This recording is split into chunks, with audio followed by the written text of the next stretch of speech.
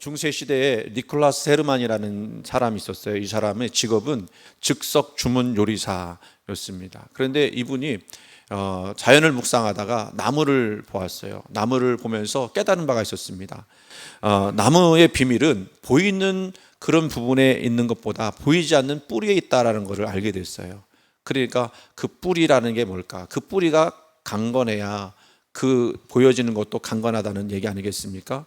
그것이 무엇인가를 생각하다가 하나님과의 계속된 교제라고 생각을 했어요. 그래서 조용하고 비밀스러운 영혼의 대화에 나서기로 결심했습니다.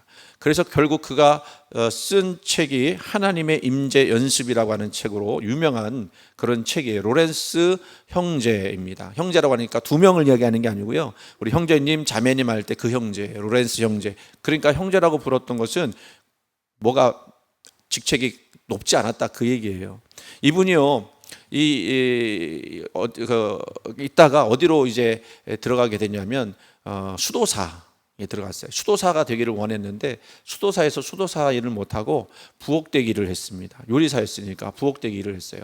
근데 부엌대기 일을 하면서 뭐 그게 대단한 일이겠습니까? 지치고 피곤하는 일이죠. 여러분, 주부들이 매번 밥해야 되고 설거지해야 되고 이게 쉬운 일이 아니잖아요. 남들이 하기 싫어하는 일들이란 말이에요. 그런데 거기서요, 이분이요, 그 가운데서 접시를 닦으면서 요리를 하면서도 늘 하나님의 임재를 갈구했어요.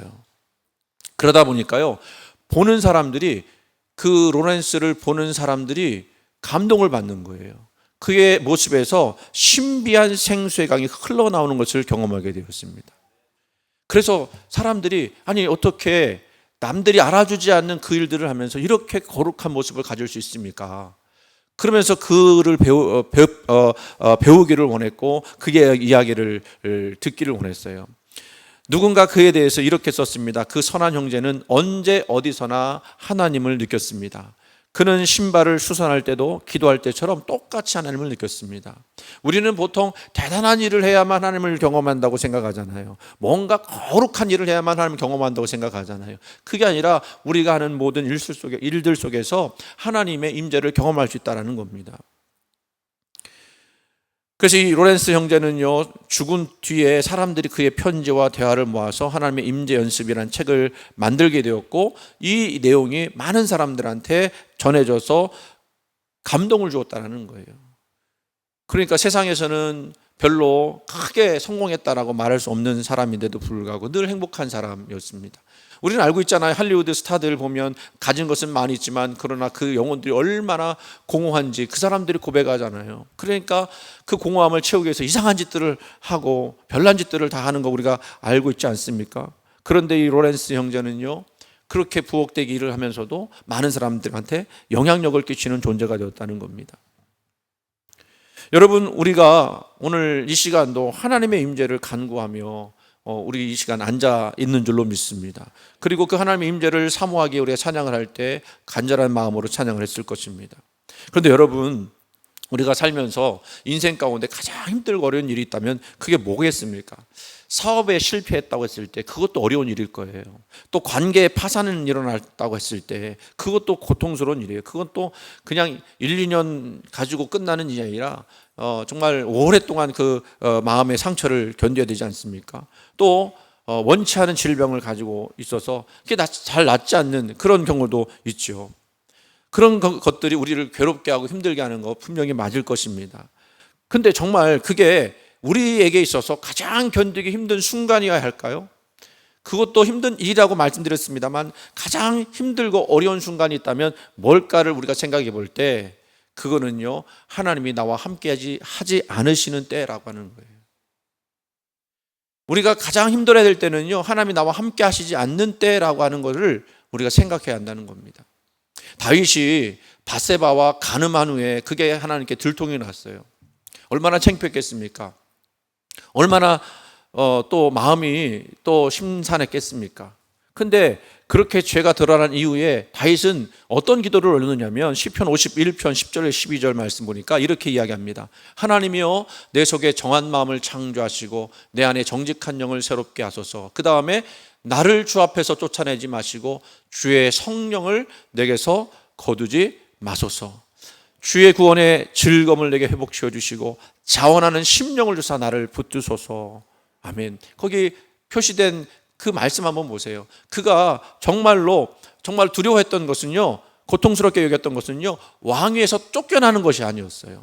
사람들에게 고발당하는 것도 아니었어요. 사람들에게 손가락질 당하는 것도 아니었어요. 그가 가장 걱정하고 염려했던 것은 이 일로 인해서 주님의 성령이 내게서 떠나는 것은 아닐까, 이것 때문에 고민하고 아파하고 그것 때문에 기도했다라는 겁니다. 그 고민을 하다 보니까 자기에게서 뭐가 사라졌느냐면 구원의 기쁨이 사라진 거예요. 구원의 즐거움이 사라지는 거예요. 뭔가 하나님에서 자원하는 심령도 사라지게 된 거예요. 그러니까 하나님, 이것에서 나를 좀 구원해달라고, 이 하나님이, 이 성령님이 내게서 떠나지 않게 해달라고 그렇게 기도했다는 겁니다. 오늘 우리는 어떤가요? 우리가 하나님의 임재를 구한다고 하지만 하나님의 임재가 없는 현실에 대해서 정말로 여러분이 고통스러워해 본 적 있으신가요?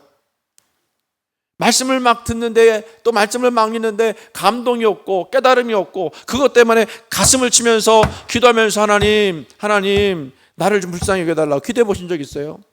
제가 갑자기 생각이 나는데 어떤 목사님이요, 막 하나님께 회개 기도를 했대요. 뭘 회개 기도를 했느냐면, 요즘에 내가 말씀을 읽는데도 감동이 없다고, 십자가를 묵상하는데도 감동이 없다고, 그러면서 막 눈물을 흘리면서 기도했다는 거 아니에요. 제가 그 예화를 보면서 정말 많이 느꼈는데, 여러분 그러신 적 있으십니까? 내가 지금 살아가는 것이 너무 정말 메마르고 건조한 신앙인데 이것 때문에 내가 눈물을 흘리며 기도해 본 적 있으세요?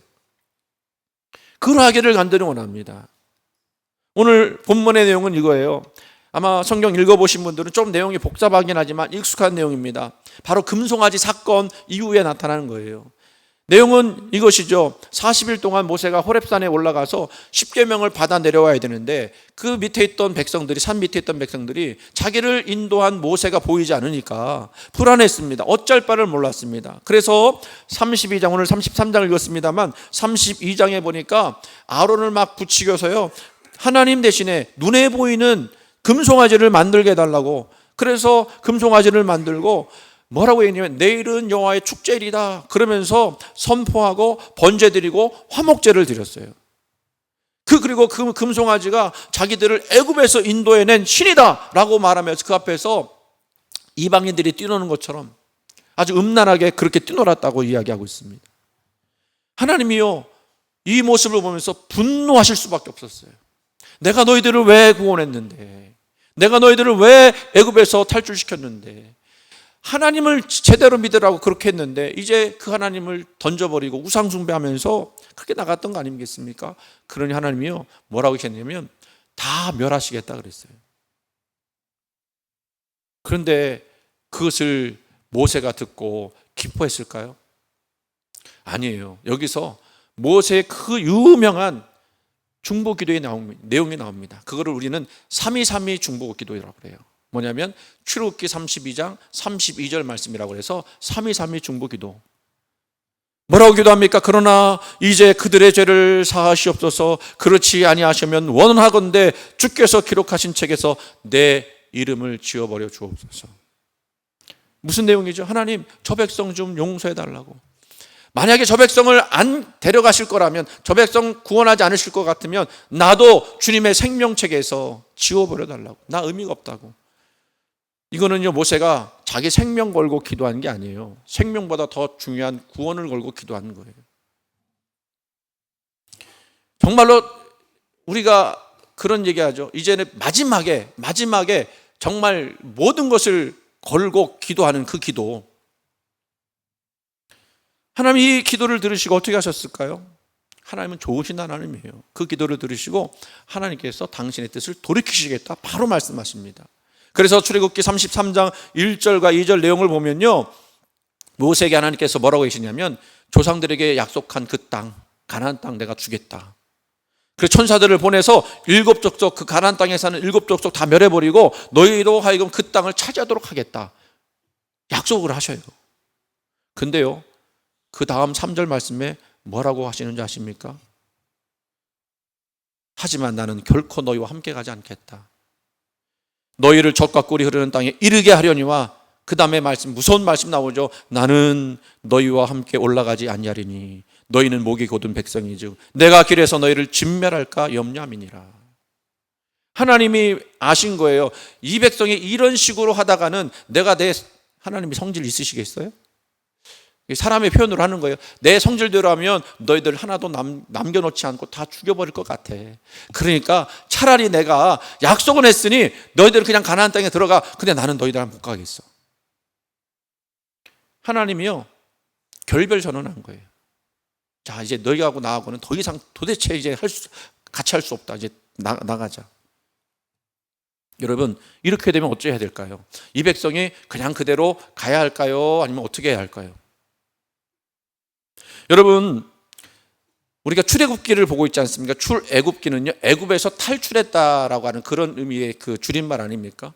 그러면 여러분, 애굽에서 탈출한 가장 중요한 이유는 뭐죠? 어디로 가기 위한 거라고 생각을 하죠? 가나안 땅에 들어가기 위한 거라고 우리는 생각을 해요. 그렇게 보통 생각하고 그렇게 우리가 이야기를 해요. 그 틀린 말은 아니에요. 그런데요, 하나님은 뭐라고 말씀하셨는지 아십니까? 하나님이 가나안 땅에 출애굽하게 하신 이유, 그게 뭐라고 말씀하는지 아십니까? 매우 매우 중요한 얘기예요. 같이 읽어봅니다. 그들은 내가 그들의 하나님 여호와로서 그들 중에 거하려고 그들을 애굽 땅에서 인도하여 낸 줄을 알리라. 나는 그들의 하나님 여호와니라. 아멘. 여기 말씀 보니까 뭐라고 돼 있어요? 그들을 애굽 땅에서 인도하여 낸 줄 알리라 그랬는데 뭐 하려고? 그들 중에 거하려고. 그러니까 하나님이 출애굽시킨 것은요, 뭐 결론적으로 말하면 가나안 땅에 들어가게 하시기 위해서였지만, 그러나 더 중요한 그 내용은 우리 중에 거하시려고, 그 백성 중에 거하시려고. 그래서 거기에 성막도 만들고 뭐도 만들고 구름기둥 불기둥으로 인도하시면서 내가 너희 중에 있다, 그걸 표시한 거 아니겠습니까? 여러분, 이게 얼마나 놀라운 것인지, 얼마나 우리가 깊이 생각해야 할 것인지 알아야 해요. 근데 지금 하나님이 너희들 내가 같이 갔다간 다 죽여버릴 것 같아. 나는 이제 더 이상 너희들 같이 못 갈 거야 라고 이야기하셨어요. 그러니까 이제는 뭐 하신 거예요? 그 목적에 깨어진 거예요. 출애굽의 한 이유가 이제 사라지게 된 거예요. 더 이상 이 백성들은요, 하나님의 임재를 경험할 수 없게 된 거예요. 그러니까 이것을 알았던 모세가 간절히 기도할 수밖에 없는 거예요. 이게 도대체 뭡니까? 이게 이러려고 하나님 이 백성 이제 이끌어내신 겁니까? 그러면서 얼굴을 구하면서 이스라엘 백성들에게 통회하는 마음으로 다 하나님 앞에 모이자. 그래서 그 장신구 다 떼어내게 하시고 진 바깥에 있는 회막에 세워놓고, 이건 또 다른 회막이죠. 기도하는 장소죠. 여호와를 앙망하는 사람들만 다 그곳으로 모이라고 회개 기도하자고 그렇게 이야기해요. 그리고는요, 모세가 하나님께 다시 간구하죠. 그리고 그때 하나님이 그 기도에 다시 임재하셔서 이스라엘 백성들과 함께 해줄 것을 간절히 간청을 합니다. 그게 12절 13절 말씀이에요. 여러분, 오늘 우리가 진심으로 깨닫고 간구될 내용이 이것 아닙니까? 우리는 보통 이거 자꾸 거꾸로 생각을 해요. 쉽게 얘기하면 구원 받았으면 됐지, 구원만 받으면 되지 라고만 생각하고 하나님이 내 삶 가운데 동행하시는 건 별로 생각하지 않아요. 구원 받았으면 됐지, 예수 그리스도께서 나를 위해 십자가 달려 죽으신 거 내가 믿어서 내가 구원 받았다, 이것이 중요한 거지 그 다음에는 뭐 중요하지 않다, 그 다음은 별로 생각하지 않는 거예요. 또 예를 들면 우리가 원하는 것들을, 소원하는 것들을 얻기만 하면 되는 거지 하나님이 함께 하신다라고 하는 거 그거 별로 중요하지 않아 라고 여길 때가 많다라는 겁니다. 근데 하나님 말씀하시는 거예요. 성경은 우리에게 말씀하시는 거예요. 야, 하나님의 임재가 없는 가나안 땅이라면 그게 의미가 있겠냐?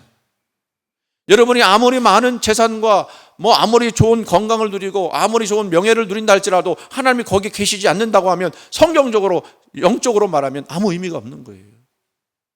그러니까 다윗이 그걸 안 거 아닙니까? 자기가 왕이고 무소불위의 권력을 그렇게 행할 수 있는 사람인데도 불구하고 하나님이 나와 함께 하지 않는다고 하는 것을 깨닫는 순간 그게 아무 소용이 없었다는 걸 알고 그렇게 기도하는 거예요. 모세는 담대히 간구하는 겁니다. 주의 임재 없이는 나는 더 이상 갈 수 없습니다. 뒤로 물러설 수 없는 기도를 하는 거죠. 우리가 여러분 기도해야 될 기도 제목을 제가 알려드릴게요. 기도의 내용 알려드릴게요. 이렇게 기도해야 합니다. 주님 임재 없이는 아무것도 할 수 없습니다. 주님의 임재 없이 하루도 살 수 없고, 주님의 임재 없이 일도 할 수 없고, 주님의 임재 없이 회사 생활도 할 수 없고, 주의 임재 없이 공부할 수도 없으며, 더군다나 주님의 임재 없이 예배 드릴 수도 없고, 주님의 임재 없이 기도는 더더욱 할 수 없습니다. 그거를 우리가 깨닫고 기도해야 돼요. 만약에 이 기도에 하나님이 응답하지 않으신다면 우리는 어디로 가야 할까요? 아무 갈 데가 없어요. 우리가 어디서 위로를 받습니까? 어디서 우리가 생명을 얻을 수 있습니까? 모세는 그 기도한 거예요. 주님의 임재 없이는 한 발자국도 내가 나갈 수가 없습니다. 놀랍게도요, 하나님이요, 그 기도에 응답하세요. 하나님 좋으신 하나님이에요.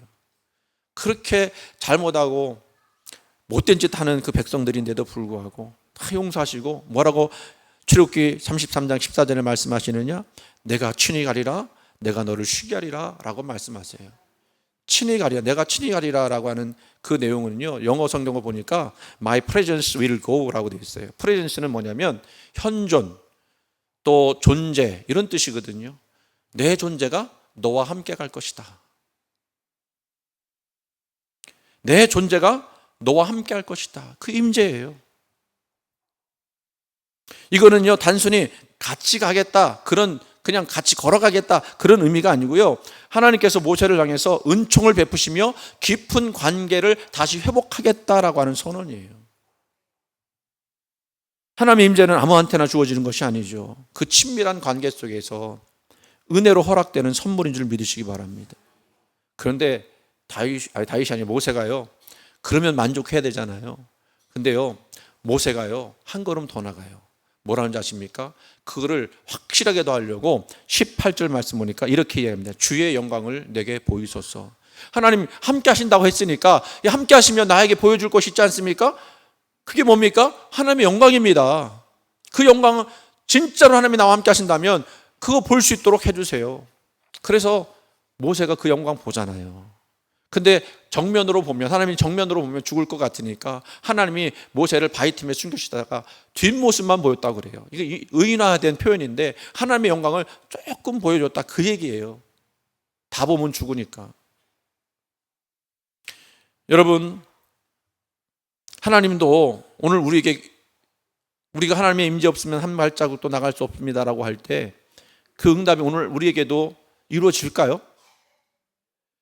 지금도 가능하고, 저에게도 가능하고, 여러분에게도 가능합니다. 단지 그게 뭔지 잘 모를 뿐이죠. 그런데요, 드러나는 수단들은 무궁무진합니다. 일단 말씀을 통해서 듣고 읽고 할 때 깨닫습니다. 때로는 자연을 통해서, 아까 그 로렌스 형제가 나무를 보면서 묵상하면서 그 진리를 깨닫던 것처럼 그렇게 진리를 깨달을 수 있어요.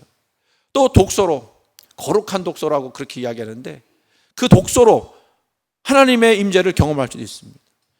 또 이렇게도 올 수 있어요. 심지어는요, 다툼과 아픔과 눈물과 실패를 통해서도 하나님이 말씀하시고 임재하실 수 있어요. 하나님에 대한 의식이 살아있으면 있을수록 우리 삶의 모든 것들 속에서 하나님이 말씀하시는 것을 경험하게 됩니다. 이거는 너무너무 중요한 거예요. 그리고 우리가 구해야 될 줄로 믿습니다. 상식적인 질문 하나 드릴게요. 여러분, 우리가 서로 깊은 관계에 마음을 알아주고 헤아려주는 사이가 되려면 어떻게 해야 되죠? 가끔 가다가 만나면 그걸 알 수 있을까요? 아니죠. 제가 가끔 얘기하는데 저하고 아주 가까이 지내는 그 목사님 있는데, 가까이 지낸다고 하는 말 표현이 좀 우스워요. 부산에 살고 있거든요. 그러니까 전화로만 계속 하는데 뭐 일주일에 두세 번은 통화해요. 그냥 할 일 없어도 통화하고, 잘 사는지 통화하고, 그렇게 통화를 해요. 그러니까 그 목사님이 무슨 말을 하면 무슨 생각 때문에 이런 얘기하고 어떤 배경에서 이런 얘기하는지 제가 다 알아요. 또 위로할 때는 위로하고, 또 격려할 때 격려해주고. 여러분, 하나님도 마찬가지 아니겠습니까? 하나님을 우리가 만날 때 시간과 정성을 들여야 돼요. 아니, 하루 종일 하나님 생각 안 하다가 하나님이 나한테 임재해 주세요, 그렇게 얘기한다면 하나님 임재하시겠습니까? 우리 성경의 시편 42편인가요? 사슴이 시냇물을 찾듯 하나님을 찾기에 갈급함같이 내가 주를 찾아야만 하나님의 임재를 그때 경험할 수 있어요. 경험한다는 얘기는요, 하나님이 그때 오셨다는 얘기가 아니고요, 하나님이 이미 오셨지만 우리가 그걸 깨닫지 못하다가 깨닫게 되었다는 얘기예요. 지금 여러분 옆에 하나님 계시는 거예요. 하나님 말씀해 주시는 거예요. 그런데 우리가 하나님과 친밀하려고 하는 마음과 생각이 아직은 부족하니까 말씀을 해 주셔도 깨닫지 못하는 뿐이라는 거예요. 그러니까 우리가 어떻게 기도해야 돼요? 하나님 임재를 경험케 해 주옵소서, 깨닫게 해 주옵소서라고 기도해야죠. 모세가 하나님께 간청하는 겁니다. 원하건대 주의 길을 내게 보이시고 주님을 더 알게 해 주시옵소서. 원하건대 주님의 영광을 보고 싶습니다. 나에게 그 영광을 보여주옵소서. 그래서 모세는 그 영광을 보고 임재를 경험했습니다.